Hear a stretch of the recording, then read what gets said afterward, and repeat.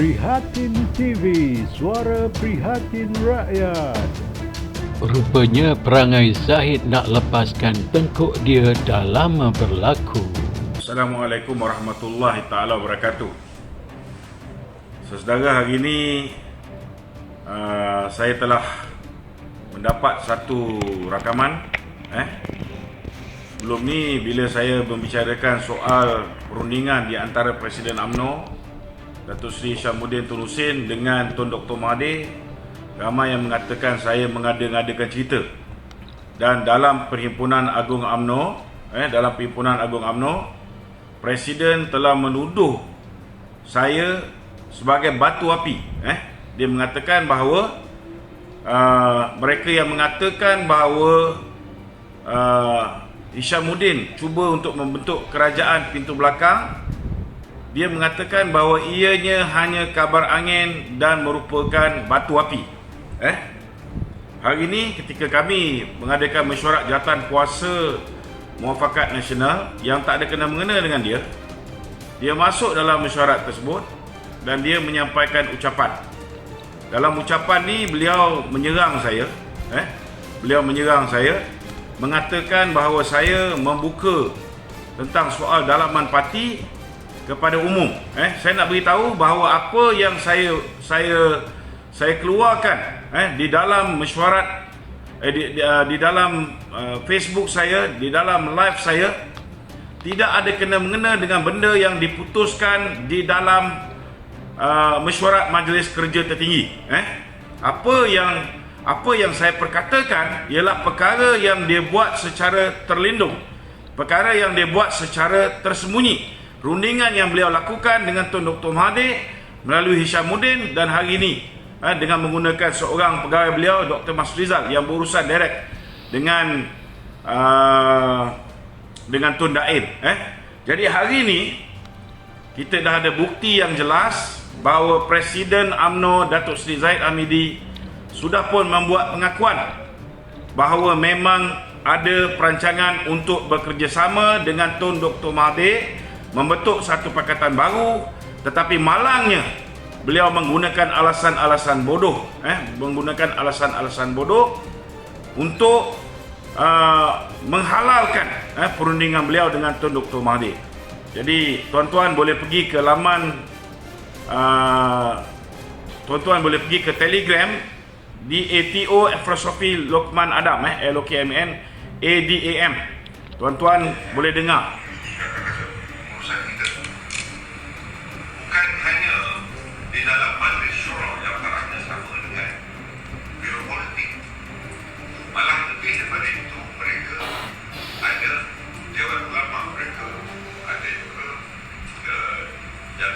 Okey, saya nak beritahu, memang betul saya dah angkat sumpah selaku ahli Majlis Kerja Tertinggi untuk menjaga kerahsiaan parti, untuk menjaga kepentingan parti.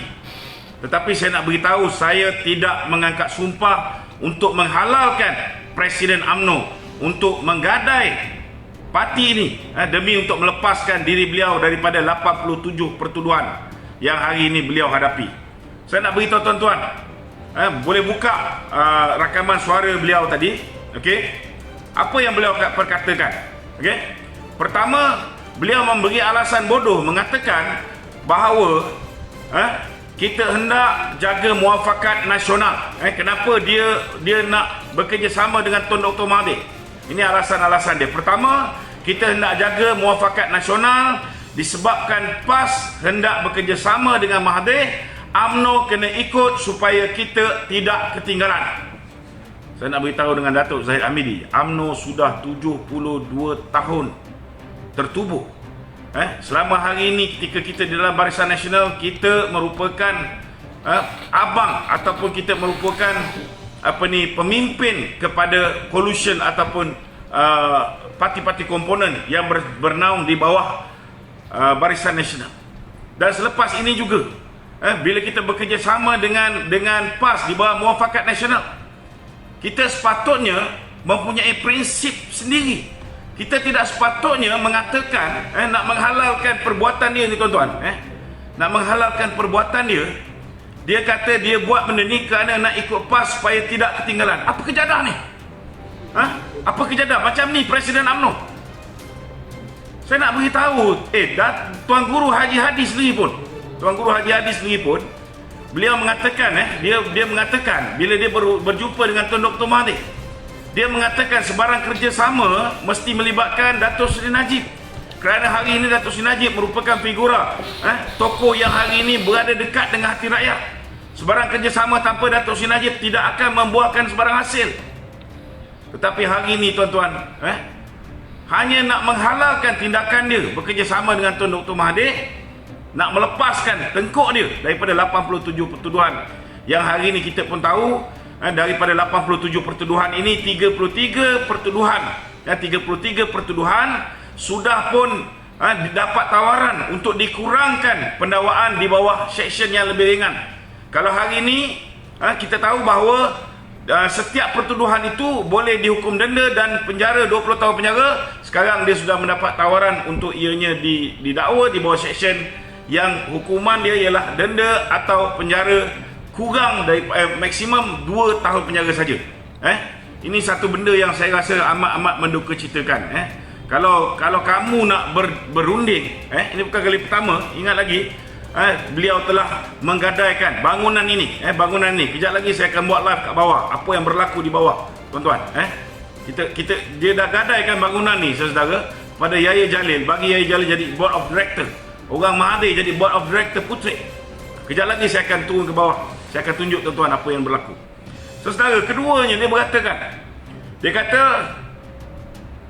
okey, kalau kita tidak bekerjasama dengan Mahathir, kita tidak boleh selesaikan masalah bosku. Inilah manusia durjana yang langsung tak ada rasa malu dan aib. Nak lepaskan diri dia sanggup guna nama bosku.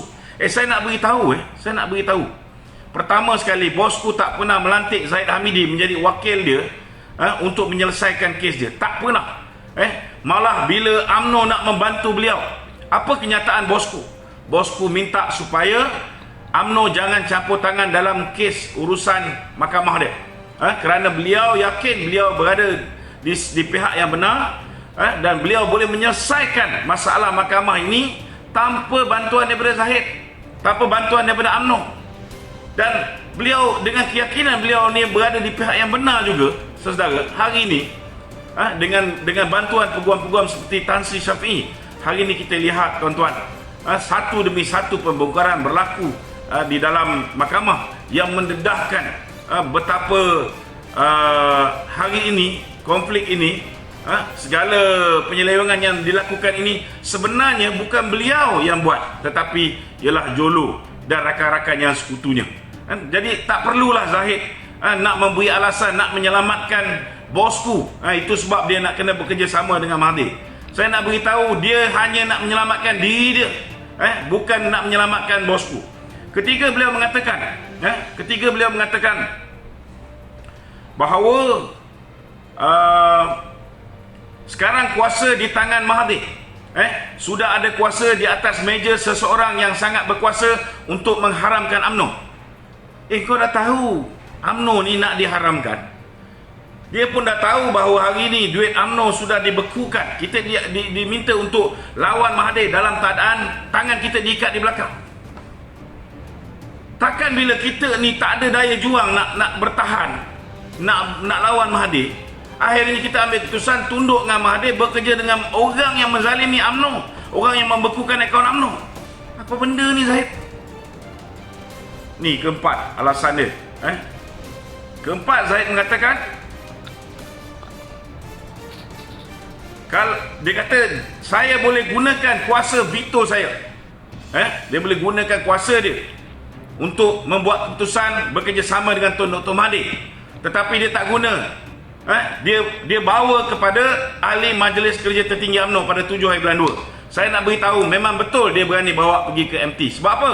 Sebab di dalam MT tu, saudara, ramai di kalangan ke MT tu sendiri, dia tahu dalam tu ada yang pro Dr. Mahathir, ada yang tiap-tiap bulan makan gaji dengan Datuk Seri Hishamuddin, dan ada di antara mereka yang sekarang ini menerima tekanan daripada SPRM. Ada di antara mereka yang menerima tekanan daripada lembaga hasil dalam negeri. Kalau benda ni bawa kepada majlis tertinggi, saya yakin kalau dia tak yakin yang dia boleh dapat lebih daripada separuh sokongan MT, sudah pasti dia tak akan bawa pada MT. Tetapi saya nak ingatkan pada Zahid, apa dia cakap pada Perhimpunan Agung yang lepas. Tolong dengar. Muafakat nasional, kita tidak impikan perubahan kerajaan melalui pintu belakang walaupun terbuka dengan luas. Biarpun ketika ini pintu depan. Ini ucapan Zahid ketika Perhimpunan Agung UMNO yang lepas. Dalam Perhimpunan Agung UMNO ini, dalam ucapan dasar Presiden UMNO, beliau mengatakan bahawa kita tidak akan buat kerajaan pintu belakang. Pintu belakang ni maksudnya kita membentuk kerajaan dengan mana-mana parti di dalam Pakatan Harapan. Ini juga sudah diputuskan oleh MT. Kita tidak akan bekerjasama dengan mana-mana parti di dalam Pakatan Harapan. Saya nak beritahu tuan-tuan, benda ini dibentangkan oleh Zahid. Ucapan dasar Zahid ini sudah pun dibahaskan oleh para perwakilan dan akhirnya diterima sebulat suara. Saya nak beritahu tuan-tuan, bila diterima sebulat suara oleh para perwakilan, maka menjadi tanggungjawab kalau nak ubah keputusan ini. Zahid tidak boleh mendapat kelulusan hanya daripada MT. Dia perlu membuat satu mesyuarat ataupun Perhimpunan Agung khas dan minta mandat daripada ahli. Saya menyeru kepada semua rakyat Malaysia, khususnya pimpinan-pimpinan UMNO bahagian, saya nak minta tolonglah sangat-sangat. Kalian kena bangkit hari ini. Kita kena bangkit, pertahankan UMNO itu daripada terus dinodai oleh Tun Dr. Mahathir. Saya minta semua sekali dengan masa yang singkat ini, tolong pastikan baik di peringkat cawangan, baik di peringkat bahagian, kita tolong buat kenyataan media, buat kenyataan melalui Facebook, buat kenyataan melalui apa juga media sosial, nyatakan bahawa kita tidak mahu bekerjasama dengan Tun Dr. Mahathir. Bagi Presiden pekak kita ni dengar apa hasrat naluri ahli-ahli kat bawah di Akaumbi. Sekian, Assalamualaikum warahmatullahi wabarakatuh. Jangan lupa bantu like dan subscribe Prihatin TV. Sehingga bersiaran lagi. Assalamualaikum.